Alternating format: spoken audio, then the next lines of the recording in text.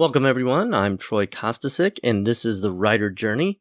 Today I'm going to begin with an introduction to the hero's journey. So let's get that started now. The hero's journey is a topic that's had a great deal of influence on me in my lifetime, and I don't think I'm alone in that. It may have been inspirational for you too, whether you know it or not. So to kick it off, what is the hero's journey? Well, it's one type of story template or archetype. It's not the only type of story out there. I'm not sure it's necessarily the best type of story out there. It's just one method of relating important truths about life. In essence, the hero's journey is life's journey. I believe so many people can relate to the ideas of the hero's journey because it really is about the human experience. So in all my episodes on this topic, I want you to keep that foremost in your mind.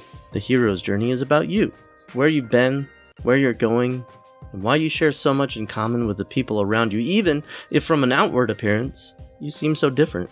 Allow me just to give you a very brief history lesson.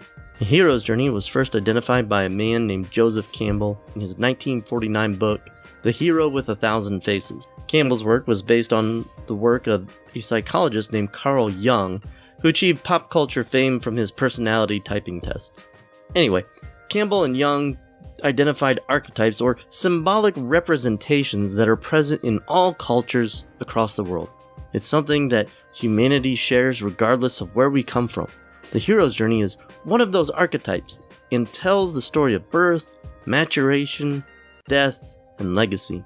And I think that's why so many take inspiration from it. We are all interested in human potential, especially at birth. Anytime parents look into the eyes of their newborn, they dream of them becoming something great like a doctor or lawyer or astronaut or author. You know, somebody looked at you when you were born, hoping for those same things, even if it was only the nurse or doctor who delivered you. But there are many births in our lives. We have our physical birth, sure, but then also our educational birth when we enter school, our adult birth when we leave the care of our parental figures, our own parental birth, whether that is our biological children, adopted pets, or adopted projects, and so on.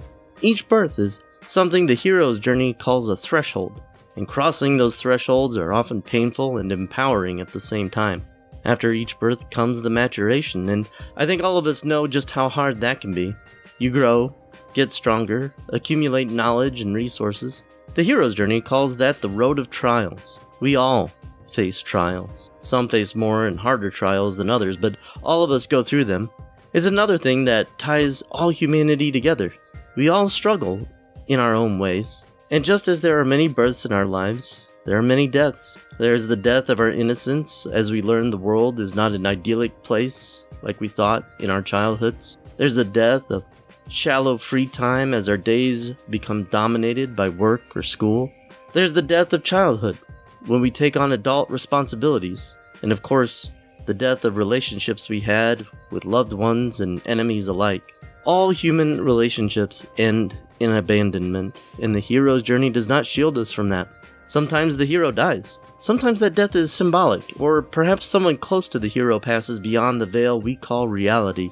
These moments in the journey can be all too real, as most of us know the pain of losing someone, or losing ourselves. But death is not the end. The hero's journey addresses one's legacy, for the hero's journey is not a single straight line. It is a cycle that repeats and is reborn in each person and in each generation as humanity goes along over the course of millennia. You may defeat one threshold guardian only to find another behind it. You might meet a high power and then discover there is a power even greater than that in the universe. The hero's journey prepares us for that, and prepares us to leave behind the gift or boon of the knowledge and wisdom we've accumulated over our lifetime. And so it goes, from beginning to end to beginning. The hero's journey gives us insight into our own lives, our own struggles, and our own victories. The journey doesn't belong to any one thinker or group of people or literary tradition. It is part of all humanity, a tie that binds us together even though we may be very far apart. Now, I've only scratched the surface of what the hero's journey has to offer. I hope you'll join me as I walk deeper into its secrets, and also, please keep in mind, this is my own personal interpretation of the hero's journey. It's not any better or more insightful or more correct than any other person's. Each individual is going to see the journey in a slightly different light, and that's okay. Others are going to disagree with me, and that's just fine. We each bring our own perspectives and experience to the table whenever we look at something this complex and this human. This has been Troy Costisick for The Writer Journey, hoping you'll join me next time. Take care of each other.